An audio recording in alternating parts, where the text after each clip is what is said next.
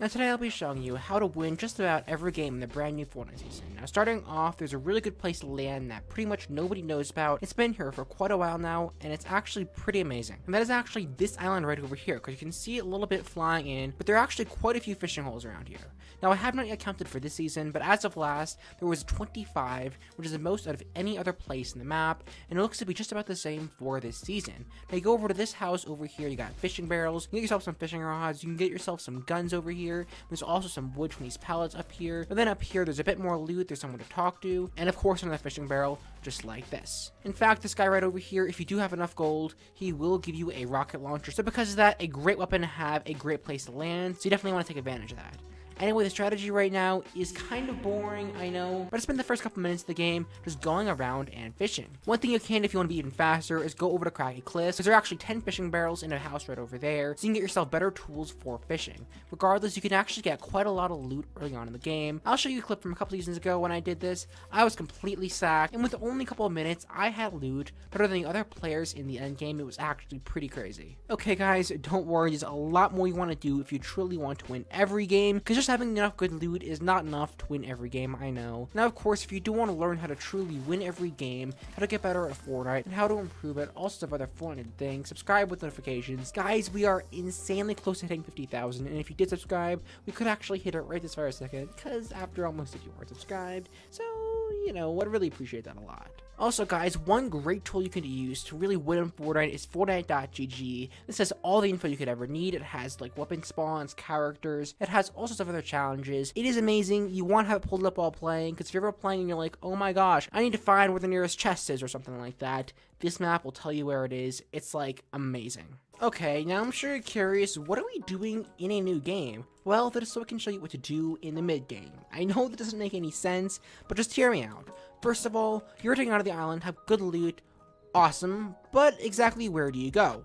Well, to answer that question, you have to pay very close attention to this thing right here, the rotation of the bus. Now, okay, I can see how you're confused. What does this mean? Well, first of all, we can see right now it's going from around Dirty Docks to Holly Hedges. The start of every round, which is of course right now, you want to memorize that, put that to hard, because you're going to want to know this information for the rest of the game. Now, I'm sure you're curious, okay, exactly what does this tell us? Well, to know the answer to that, let's go right in the battle bus, which should be in 3, 2, 1, okay, go. Now, first of all, most players are impatient, so for that reason, as you're going to see in 3, 2, 1, boom, like half the lobby is going to jump off right away. You see all those players, like probably 5 or 10 of them going to Dirty Docks. A lot more players are going or jumping off, and as you can see, most of them are going straight down, and they're not going off to the sides. You're not going to have many players going to Stealthy Stronghold or Misty Meadows. Most players going to go off where the battle bus flies over first. So Dirty Docks, over here, over here. I haven't played the game yet this season, I know. I'm sorry, I've been recording these videos out for you guys, so I haven't had time. But regardless, people are going to go the first place the bus flies over, and since people tend to jump off right away, there are not going to be many players going on these places like Holly Hedges. Like if we go down here, you'll see there are no players going to Holly Hedges, because very few people actually wait till the end of the battle bus. I know, surprising. They instead go to the hot drops, the places where the battle bus flies over first. Alright, now I'm sure you probably knew this, but how does this have to do with playing the game? Well, first of all, this is going to tell you where players are. And so remember, there are a lot of players over here, and so now that the Storm Circle is being announced right about, there we go, we're going to know that there are going to be a lot of players who went to Dirty Docks around here have to rotate in. People at Dirty Docks have no choice but to go into this part of the Storm Circle. These people might stay around, there might be some rotations around, players who went down here will be up here, but what this is going to tell you is that the majority of the players in the map are going to be in this area. So, there are two things you can do with this information. First of all, if you want to win, which is probably what you're doing clicking on this video, you're going to want to avoid this part of the Storm Circle at all costs. So you're going to want to go maybe over here towards Sweaty Sands in the back, especially down here, because as you can see, there is nobody over here. Could probably be AFK and not run into single player all match, because nobody landed here. Okay, there's a dog. Okay, yep. Nope, never mind. Okay, what is going to happen? Okay, nope, this is bad. Anyway, these wolves aside, you probably get the idea. You're going to want to avoid players. The same can also go if you're really excited and want to try and eliminate players. What you can do is you can simply, haha, not gonna get up, nope. You can simply go over to the most crowded part of the circle, which is over here. Now keep in mind this applies for every Storm Circle in the game. So now that you know there, okay, whoa, this dog's gonna kill me because I don't have a gun. Let's get away from here. Okay. Anyway, let's say the new storm circle is like right over here. You're going to know that a lot of players are going to be rotating in towards this general area because there are a lot of players over here. You get the idea, so definitely be aware of it. You can't get me in the water, can you? This is my new pet dog. Okay. I'm going to name you Sparky. How's it going, Sparky? Aw. Sparky loves to swim. Anyway, okay, nope. Ow, that was very mean, Sparky. Okay. Okay, so these are called rotations. And the reason to tell you about this is because you can't win every fight you get into. It's just impossible. You can't beat every player. You're only human.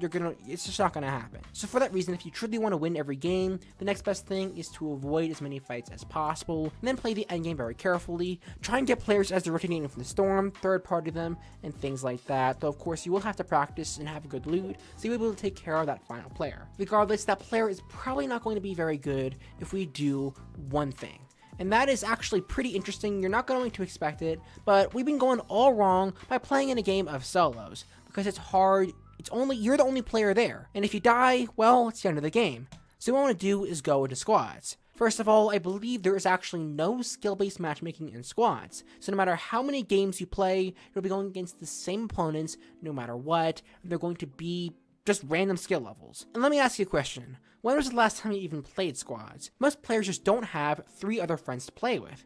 For that reason, they are probably not going to be playing that much squads. As you can see, there's like no one in this match at all. And so usually what ends up on happening is like half the lobby of a game of squads is made up of bots. The other half will probably be made up of squads that just don't have 4 players. You know, players who are trying to solo or duo squad it, or players who simply lost some of their teammates. So for that reason, if you have a strong squad, you can easily win. I cannot remember the last time where I had a legitimately good squad and lost a game of Fortnite. You're going to have a huge advantage because simply most squads are not very coordinated and are not made up of 4 players who are each independently a strong player, but instead just a bunch of friends casually playing together. So what you want to do, take advantage of those casual players. Playing in squads, you have a strong squad, and you'll be all good to go.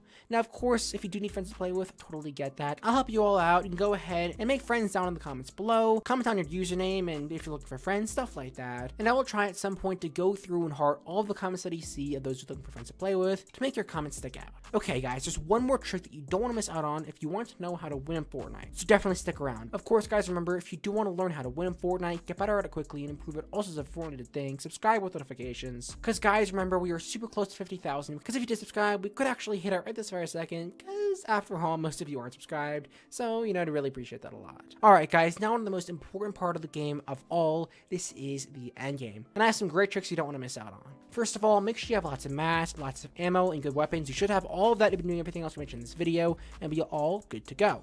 Next up, what you're going to want to do is you're going to want to pin your opponent into the storm. What I'm saying is you want to have a really good position in the storm circle. Like, you're in the middle of the circle, you have the high ground, everything. And you want your opponent to be on the low ground, and you want the storm to push the damage to you. What we can do from here is put pressure on them by sniping at them and spraying at them with an assault rifle. That way they have to frantically build so they're not shot by you at the same time as push towards you from the storm. This tends to overwhelm most players. They can't do both at the same time. The storm will do some damage to them, you can get some hits off them, and they'll be a pretty easy kill. This actually goes for all parts of the game, but is overall most powerful in the end game simply because the storm does so much damage and the storm circle is so small. If there are several players you're going up against, you're going to want to try and third party them, but do your best to stay low and kind of out of the fight up until the very last second when the players are weak, and then push them ideally after one player killed the other and they're low on health. The overall best spot in the end game is somewhere where other players don't see you, somewhere around the edge of the storm circle so you're not surrounded by players in all direction, yet also somewhere near the next storm circle. If possible, also have high ground. All these things can prove to be very useful. Finally, the end game is something that most players get very little practice with simply because it's at the end of the game, and a lot of players die before then. So to make sure you have an advantage against them, be sure to play lots of zone wars and also box fights. Those can be at the end game, but at the same time, if you die, you don't need to worry about it, because only a couple minutes later, you'll be in another game, so you can practice like 5 or 10 end games in the span of only 1 hour, versus where 1 hour playing Fortnite, you might only get the end game like 1 or 2 times, and that is if you're pretty good at the game. So for that reason, of course, follow all these tactics and make sure to practice, so you're all good to go in the end game, so you can easily win. Now, of course, guys, winning in all of this is a lot easier if you're pretty good at the game. So for this reason, if you want to learn how to get better at Fortnite crazy fast, you can click right down here. But that is all I have for now, and I'll see you all later.